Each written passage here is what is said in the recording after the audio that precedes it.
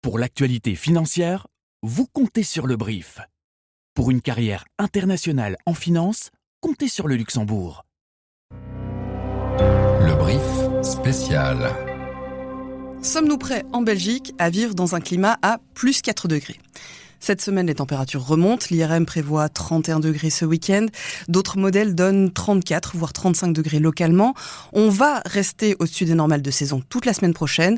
Bref, si on en doutait encore, le changement climatique, il est là. Alors, avons-nous encore des villes, des entreprises et tout simplement une façon de vivre adaptée au climat du 21e siècle ? Un dossier chaud décodé par l'Écho. Pour faire le point avec moi aujourd'hui, j'accueille Karim Cheikh Hassan. Vous êtes directeur adjoint du CERAC, le Centre d'analyse des risques du changement climatique. Vous évaluez ces risques climatiques et environnementaux et vous conseillez les décideurs politiques pour renforcer la résilience de notre pays. Bonjour. Bonjour. Et en face de vous, Géry Leloutre, vous êtes architecte et urbaniste, vous êtes notamment enseignant à l'ULB et dans votre pratique, vous avez un focus, une attention particulière aux transitions, qu'elles soient écologiques, énergétiques, climatiques et économiques. Bonjour. Quant à moi, je suis Julie Wilquet, bienvenue dans le brief.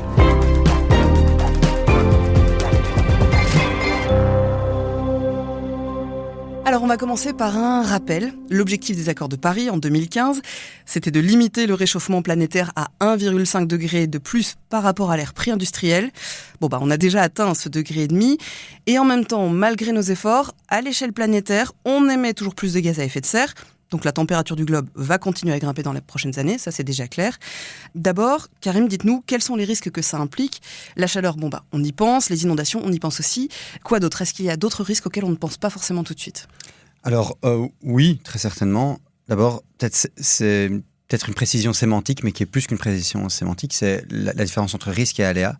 Un aléa, c'est justement ce qu'on peut avoir maintenant, c'est avoir une vague de chaleur, une inondation, des sécheresses, etc. Et les risques, c'est la conjonction de l'aléa avec l'exposition et la vulnérabilité. On va retrouver pour un aléa climatique plusieurs risques différents. Par exemple, pour les vagues de chaleur, on va avoir des risques pour la santé, on va avoir des risques pour les infrastructures, pour les inondations, idem, des risques pour les infrastructures, pour la population, des risques assurantiels. Donc voilà, ça c'est typiquement un risque en particulier auquel on ne pense pas. Je pourrais aussi parler de tout ce qui est sécheresse, dans le sens où on ne pense pas forcément au fait qu'il y a pas mal de problèmes de disponibilité en eau en Belgique. Oui. Et pourtant, la Belgique est un des pays au monde qui est le plus soumis justement à un stress hydrique. Oui, alors qu'on a encore cette image de la Belgique, c'est un pays où il pleut, on a des réserves en eau et tout va bien, quoi. Oui et non. Dans le sens où effectivement, quand il pleut, il y a moyen de renflouer un peu les nappes phréatiques. Mais maintenant, le problème est que dans les besoins en eau et la consommation en eau, on va avoir des consommations qui sont parfois assez énormes, notamment tout ce qui est agriculture, etc.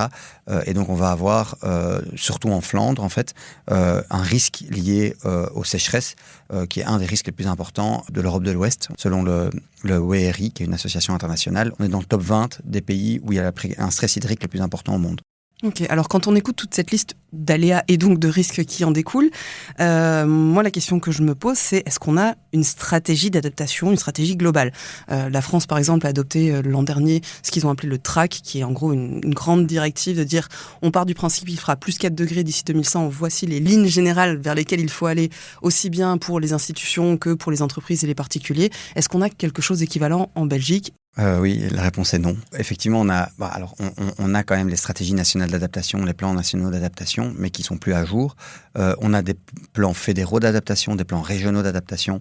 Maintenant, la coordination entre ces différents plans n'est pas encore optimale, loin de là.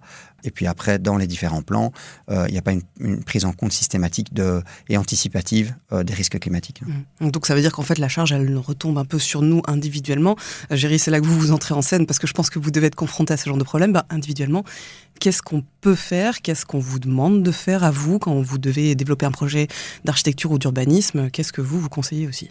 Oui, il y a là, par contre, quand même une série d'évolutions qui ne sont pas inintéressantes, mais c'est surtout en termes d'aménagement urbain, d'espace public. Par exemple ? Par exemple, un truc qui fait bondir les actuels tenants du pouvoir régional, mais la transformation de places de parking en micro-forêt urbaine, par exemple, ou en élément de captation d'eau. Karim insistait sur l'eau, mais c'est vraiment un problème important. Il pleut beaucoup, c'est vrai, mais l'essentiel de l'eau qui tombe sur les surfaces artificialisées et agricoles va à l'égout. Et donc, c'est de l'eau qui ne rentre pas dans la nappe phréatique. Donc, c'est pas parce qu'il pleut qu'on alimente la nappe. Alors bien sûr, c'est pas 3 places de parking qui changent la donne, mais enfin, il y a une prise en compte, en tout cas aujourd'hui, dans l'aménagement de l'espace public, qui est quand même une portion assez congrue de la surface du territoire. Il faut pas se leurrer, mais cette idée quand même de désartificialiser le sol, c'est-à-dire le rendre perméable, pour faire différentes choses. Donc, notamment absorber de l'eau, mais aussi par la végétation, ça c'est très important, l'évapotranspirer, c'est-à-dire participer à une humidification, à un rafraîchissement du climat dans l'espace public, l'ombrage aussi, et la biodiversité évidemment. Donc là, il y a quand même en quelques années un changement qui ne tient peut-être pas de la révolution, mais d'une évolution radicale, mais au fil des investissements publics dans l'espace public, bien sûr.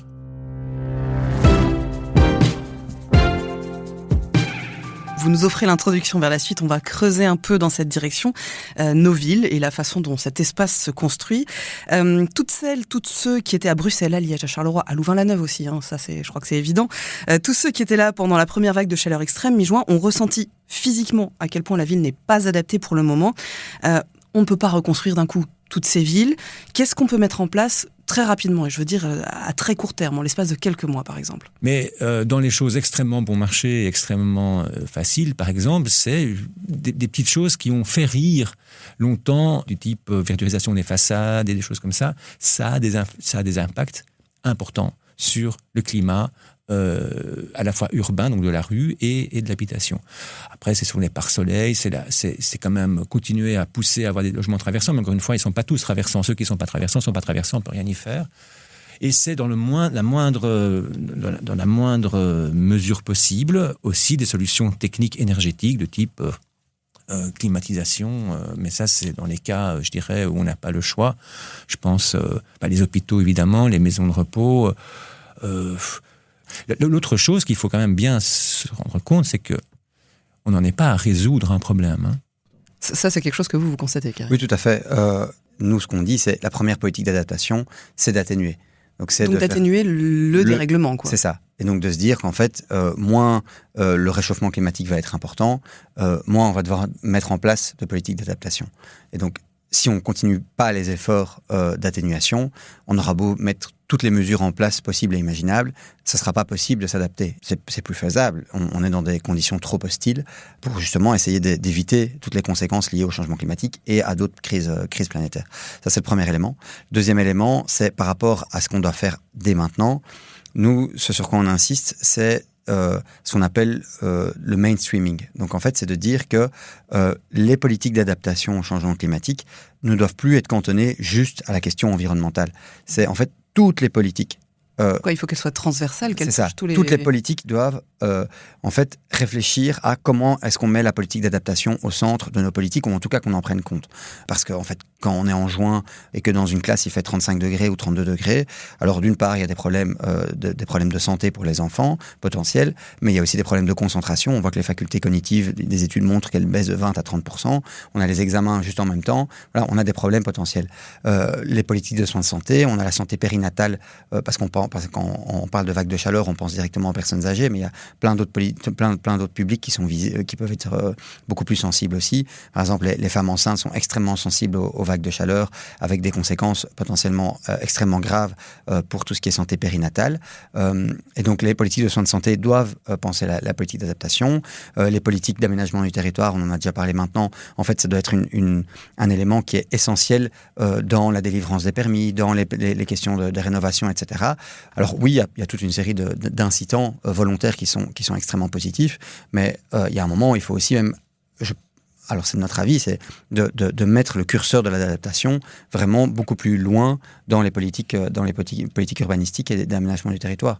Alors justement, sur l'aménagement du territoire, l'Algérie, ça veut dire que, là Karim parle des permis, on change les règles de permis, on intègre dans les futures demandes de permis des contraintes pour dire oui, il faut que les bâtiments soient passifs, mais aussi qu'ils soient isolés contre le chaud et pas juste contre le froid. On revoit toute cette logique-là. Qu'est-ce qu'on change là-dedans ? Les normes vont pas vite. Les normes, elles vont au rythme auquel vous avez un investissement. Okay. Donc, tant que vous ne faites rien, les normes, elles ne s'appliquent pas. Enfin, je veux dire...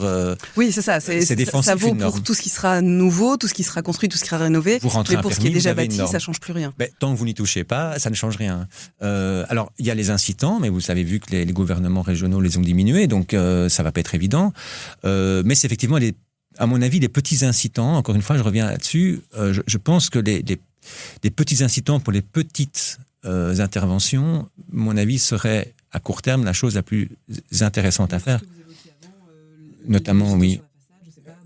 Blanchir les toits. Bien sur le toit, oui. Typiquement, blanchir les toits. Oui, Alors, sauf erreur, j'ai l'impression que c'est même... Enfin, on doit encore demander un permis pour blanchir les toits. Et idem pour les volets qui sont visibles en... Oui, pour les volets en façade, effectivement. C'est ces petites choses-là. Et donc ça, typiquement, voilà, on va avoir des quick wins assez rapidement parce que ça coûte pas tellement cher pour le particulier. Et l'autorité publique peut faciliter en faisant en sorte que ce soit des travaux de minime importance dispensés de permis, ce qui n'est pas encore le cas. Après, moi, juste un élément, c'est que effectivement, les initiatives individuelles sont vraiment essentielles.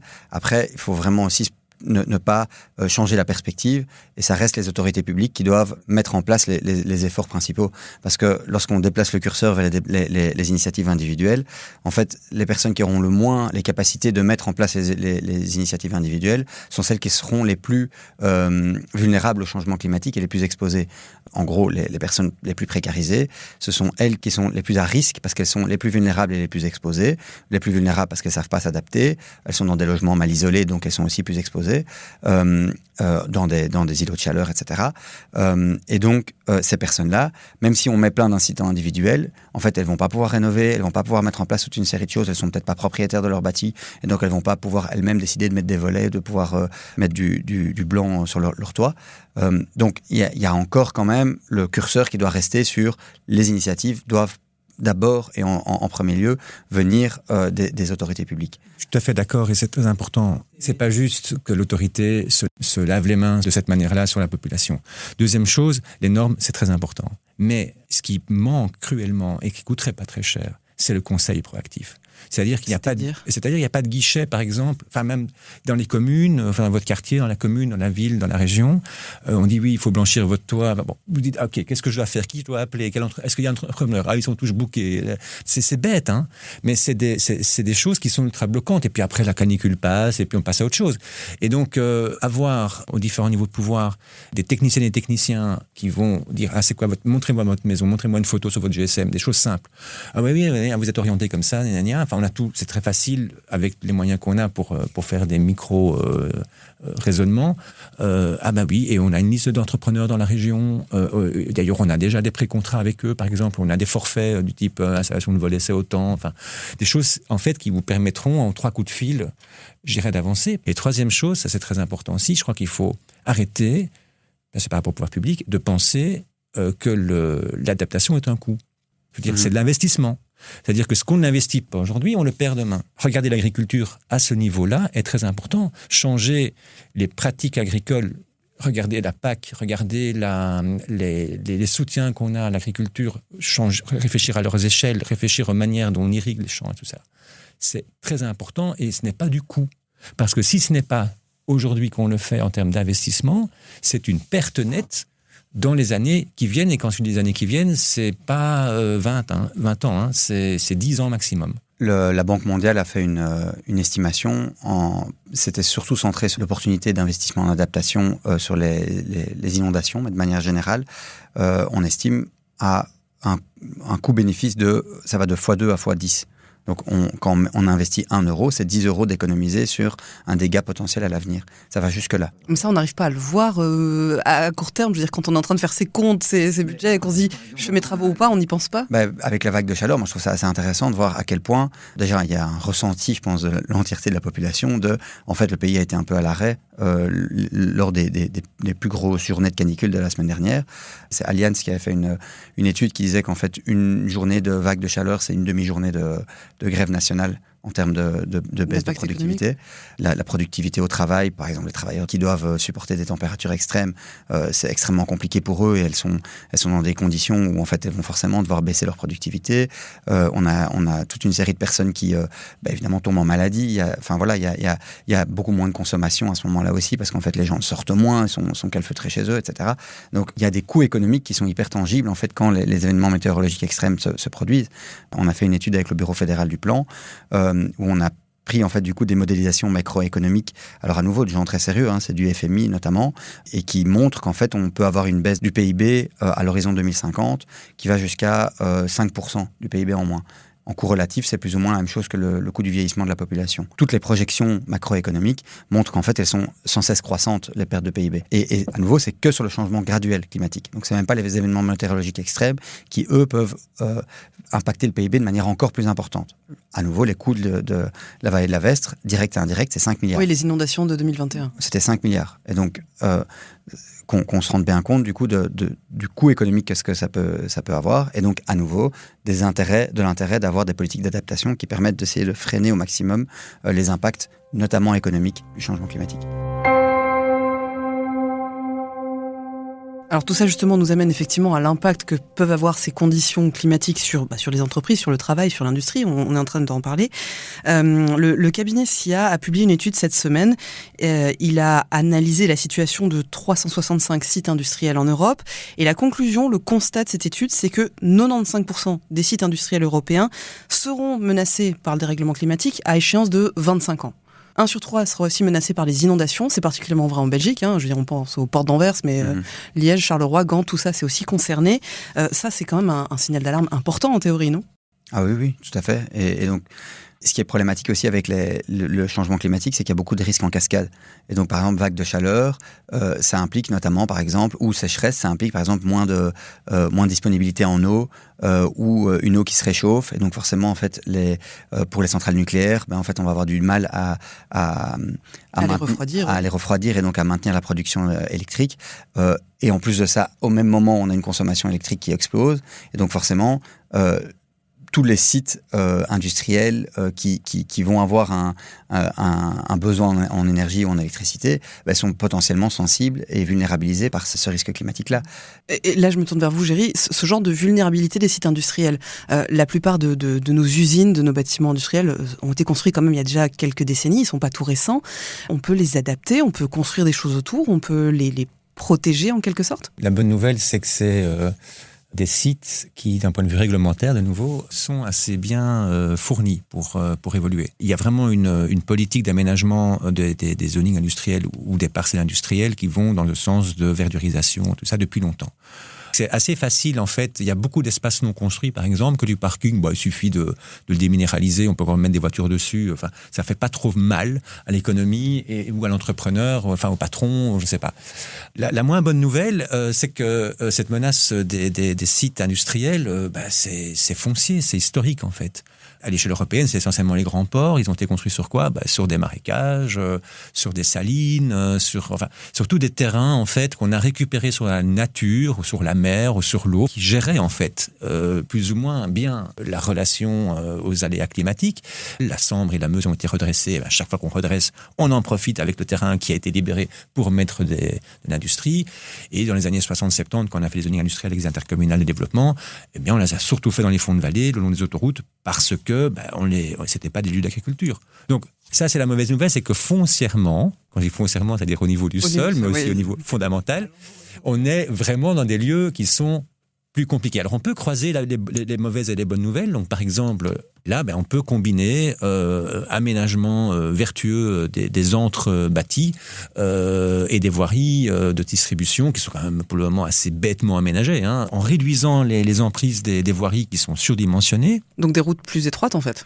Des routes plus étroites, où vous mettez en tout cas plus de verdure pour gérer les flux, où vous acceptez des vitesses un tout petit peu moindres pour éviter qu'elles soient trop larges, les parkings verdurisés, les toitures elles sont occupées par des panneaux solaires maintenant, mais donc on peut en tout cas travailler sur la récolte de l'eau, faire des circulations d'eau qui sont pas des rivières, hein, mais quand il pleut très fort, il y a de l'eau dans des creux le long des voiries et qui permettent en fait de réguler des cours d'eau en fait par des micro cours d'eau qui apparaissent que quand il pleut.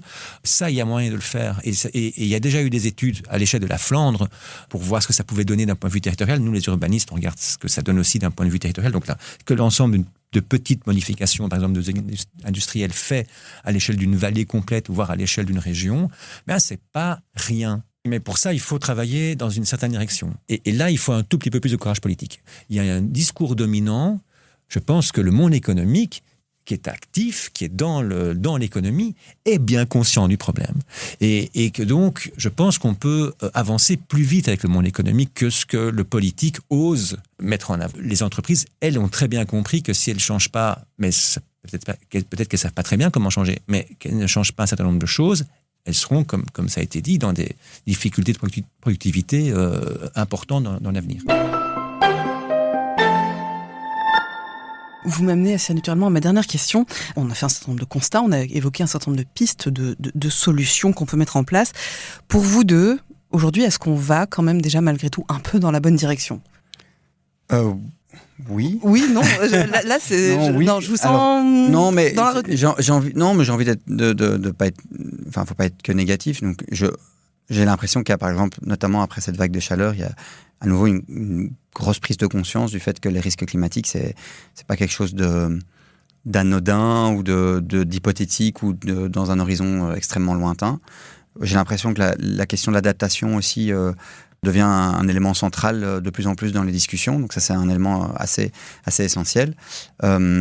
Après, voilà, il faut que ça se suive des faits et que concrètement, des mesures anticipatives soient prises. On insiste beaucoup là-dessus au CERAC de ne pas être dans une logique réactive. Parce que si on est constamment dans une logique de gestion de crise, il faut essayer de les anticiper au maximum et d'adapter notre territoire à la base. Et donc ça, j'ai l'impression que c'est un shift de mentalité qui doit encore se faire. Thierry Lelloutre ? Oui, je pourrais prendre la voie facile et vous dire oui, non, mais ça va, il suffira de faire... On sait comment aménager des villes vertes et tout ça, donc il suffit de les mettre en œuvre, mais je n'y crois pas. D'abord parce qu'on gère toujours en fonction des crises, en action publique. Alors on peut dire que c'est pas bien, mais c'est comme ça. Donc je veux dire, c'est le constat qu'on peut dresser. Le politique, il est face à des décisions qu'il doit prendre rapidement et c'est son travail. Et malheureusement, il faut pas jouer au sorcier ou à l'évangéliste quand on fait de l'aménagement du territoire. Et souvent, c'est ce qu'on fait, c'est-à-dire qu'on met quelques grands discours, quelques grands objectifs qui sont un petit peu simplistes. Les changements climatiques, depuis une dizaine d'années, nous obligent à penser des choses de manière accepter la complexité des choses. Parce que, je disais en boutade à un de vos confrères il y a quelques jours, aujourd'hui vous vous appelez parce qu'on a chaud et dans 2 semaines il y aura une espèce de tempête, de bombe de pluie sur je ne sais pas quelle commune et on vous dit qu'est-ce qu'on va faire avec l'eau et puis dans 1 mois ça sera qu'est-ce qu'on fait avec un ouragan. Donc tous ces aléas sont là et je pense qu'on doit surtout voir comment on est souple dans l'aménagement, la transformation en continu du territoire et ne pas se réfugier derrière des grands slogans en mettant tous ses œufs dans le même panier. Parce qu'en fait, on ne sait pas très bien, honnêtement, comment les choses évoluent d'un point de vue urbain. Il y a trop de paramètres qui entrent en ligne de compte, singulièrement celui de l'investissement, mais après, il y en a d'autres.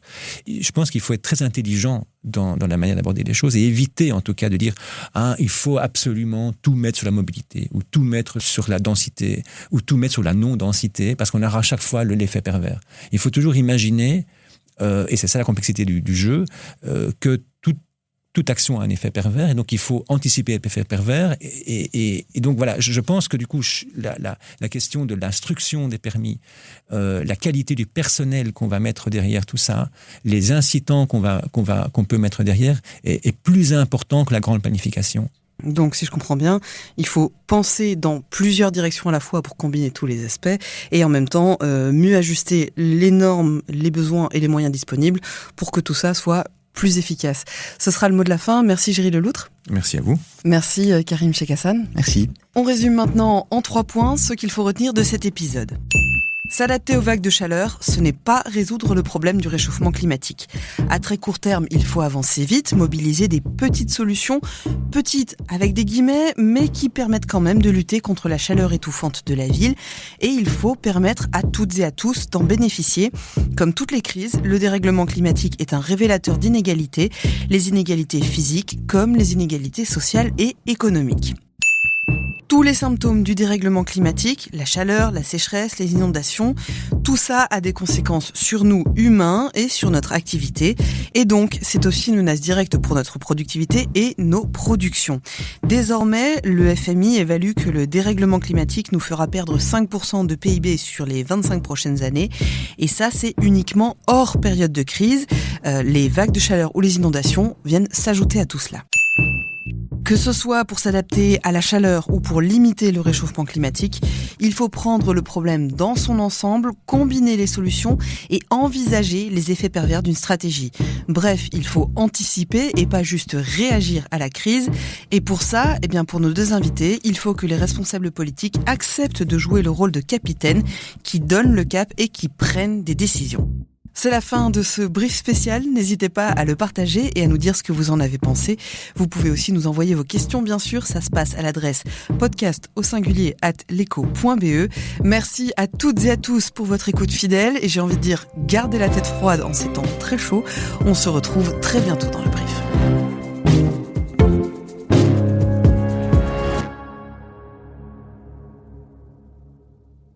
Au Luxembourg, pas besoin de choisir entre une carrière en finance et une qualité de vie exceptionnelle. Ici, vous avez les deux. Les transports publics gratuits vous emmènent partout en toute simplicité. Et la nature, elle est à 2 pas de la ville et de votre bureau. Ajoutez à cela des perspectives d'évolution professionnelle dans un centre financier international et un salaire net plus élevé. Et le calcul est vite fait. Luxembourg, le meilleur investissement, c'est vous. Découvrez-en plus sur movetolux.com.